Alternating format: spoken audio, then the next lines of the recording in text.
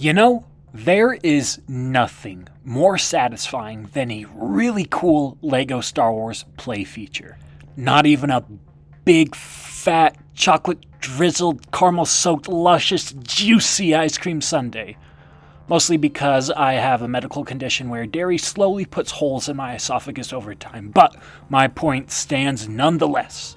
A killer play feature makes a killer LEGO Star Wars set.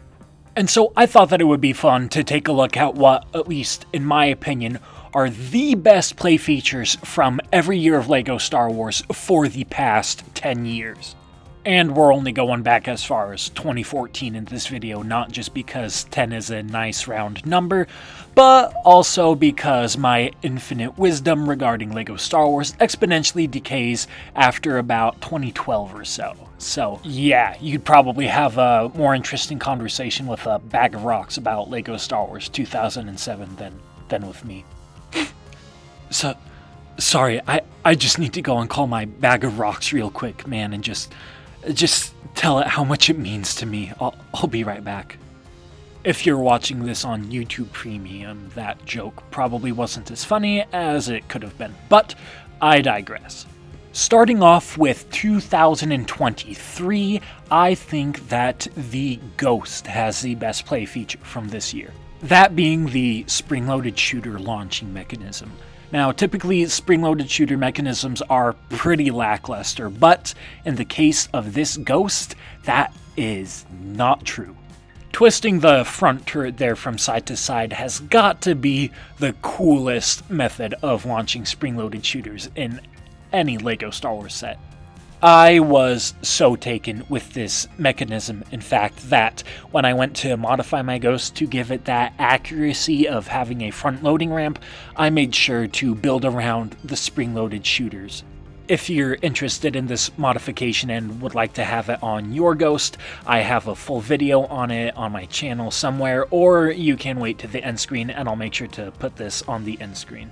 But yeah, 2023 easily goes to the Ghost. I can't really think of many other pretty good play features from 2023. It was kind of a lackluster year for LEGO Star Wars.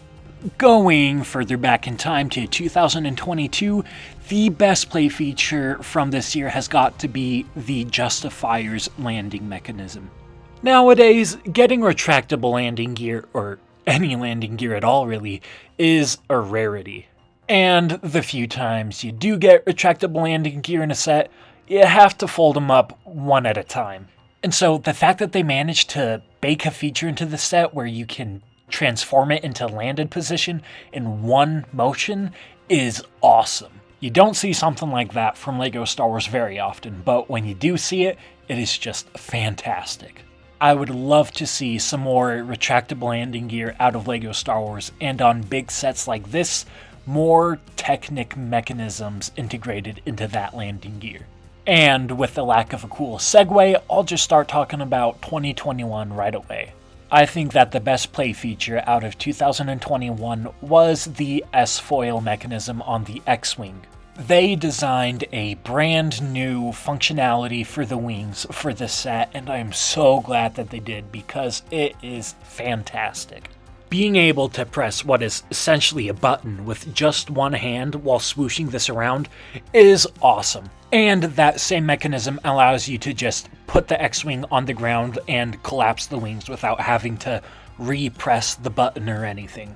The only way that you could make this mechanism better is by Bluetoothing it to a Neuralink or something. And I'm sure that there are a lot of you who are probably going to ask about the TIE launching mechanism of the Imperial Light Cruiser, but the fact that you have to have the whole thing open just to launch the TIEs is a really big detractor for me, so X-Wing for the win 2021.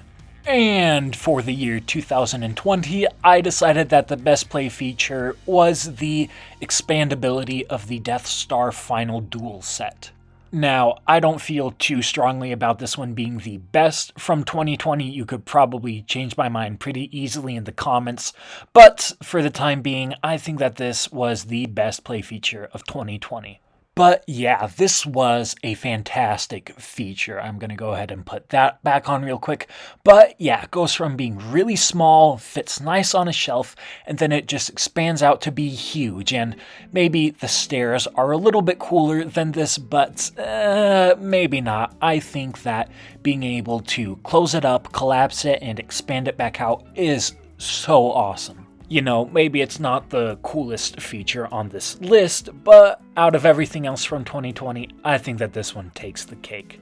And with that, we'll move on into 2019, also known as 1BC, before COVID. The best play feature from this year, I've got to say, is the handle on the back of the 2019 Slave One. Now, let's be honest here. The main play feature of any LEGO spaceship is flying it around, swooshing it around, making pew pew noises. The Slave One has an incredibly unique shape, and that shape does make it quite a bit harder to swoosh around and make said pew pew noises. But with that handle on the back, this set is the easiest one to make pew pew noises with. You know, even other sets with carrying handles like the gunship just don't have the same swooshability as the Slave One. And the fact that the spring-loaded shooters are so reachable from the handle is just phenomenal. This might not be the most jaw-dropping, intricate play feature, but it just might be the best one. And speaking of jaw-dropping, the best play feature from 2018 is easily the opening and closing of the loading ramp on the Imperial landing craft. Now, we get loading ramps on sets all the time, but usually it's just a plate attached to hinges that you pull down and that's the end of it. Getting such an intricate mechanism as is the case with this Imperial landing craft is awesome. It's just so smooth and really, really unique. It's also one of the few landing ramps that you can actually attach a minifigure to. Most of them are anti-studs, and so having full studs on this is awesome. And it actually does it on both sides. Now, you can only do it from one side at a time since it is the same ramp mechanism, but I think that it is a worthwhile sacrifice to make where you can only have a landing ramp on one side at a time if the landing ramp is this cool. And, well, moving into 2017, where some of the nostalgia meters should be ticking up for you guys a little bit, I have the same feature that I showed at the beginning of the video with the quad jumper. Now, I'm guessing that a lot of you probably didn't put the quad jumper at the best play feature of 2017, probably because a lot of you didn't know that the quad jumper even existed. It's not really a set that gets a lot of attention, or that a lot of people remember exist. And I just think that that is such a darn shame because this is a fantastic set. Has great figures, great interior space, and of course that explosion feature just makes it such a legendary set. Well, I guess that it's not really legendary if nobody talks about it, but it should be. It should be a legendary set. This explosion feature alone it's so good. Like, I just legitimately cannot think of a better play feature than this. This is so cool, and I know that I've probably said that about several of the play features on this list already, but this time I really mean it. If you ever have the chance to pick up a quad jumper, do it. You will not regret it. This is just a really, really good set. And now, to 2016 we go. This one was a little bit harder for me to decide because I don't really own that many sets from 2016, but after watching some other people's reviews, I think that this one might be the best play feature of that year. Unable to give you a video demo, I found the least blurry picture of the back of the box that I could, and I'm gonna zoom in on it here. So basically how it worked is there was like this knob that you could pull out and it would lower Han Solo down, and then you could spin the knob around because there's like a U-joint piece in there, a universal joint, and so you'd pull it out, spin them around, and then push it back in, and that was basically it. Here's maybe a little bit better of a picture. You can kind of see the U-joint down there. If you're having a hard time visualizing the mechanism, then go and watch like one of Jang Brick's reviews on it because it's actually a really cool mechanism to see in action. But from there, we'll go ahead and move on to 2015, and the best play feature from this year has to be the tie dropping mechanism on the Gozanti carrier. It is such a unique feature. I think that it was pretty well executed, and I just think that this is a top tier play feature. After very quickly realizing that there was no way that I was going to be able to do a demonstration one-handedly, I had to get creative. So I hope that you guys are impressed with my ingenuity here instead of disappointed in how rudimentary I am. And now with two hands, I can show you guys the mechanism a lot easier. So as you can see, the ties are clipped onto the bottom with these like Technic beam structure things, and then there are these rods at the back, and when you push on the rod, it moves the Technic structure, and then the TIE fighters are able to release. The ties use one of those pretty cool rounded plates there, as you can see, to clip onto the Gozanti. You slide it up the axle piece, and then it pushes the rod back, and then it clips on, and then you can drop it again. Yeah, it's a pretty dang cool play feature. I don't know how you could possibly choose anything else in 2015 to be the top play feature when this exists. This bad boy is just an all-around fantastic set, and I am proud to put it on this list. And with that, we will get to the final item on this list, since we're only going back as far as 2014.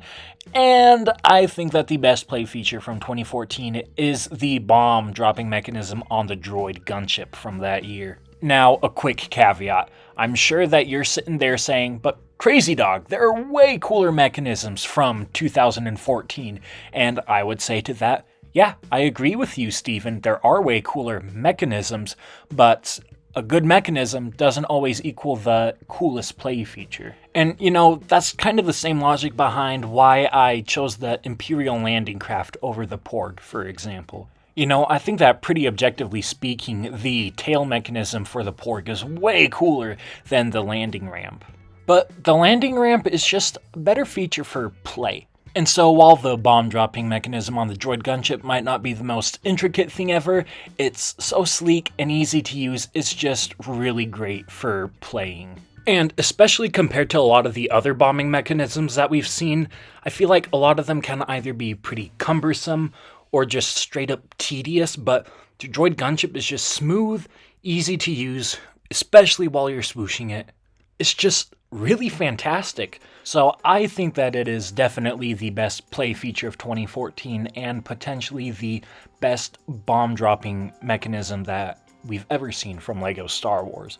And well, those are my picks for the best play feature from every year of LEGO Star Wars, at least for the past 10 years. Let me know down in the comments which of these you agreed with, which you disagreed with, and what you would have put instead of my picks. And if you'd like a part 2 to this, going from 2013 to 2004 or something like that. And please click that thumbs up button, check out some end screen content, and I'm gonna go spend some quality time with my bag of rocks.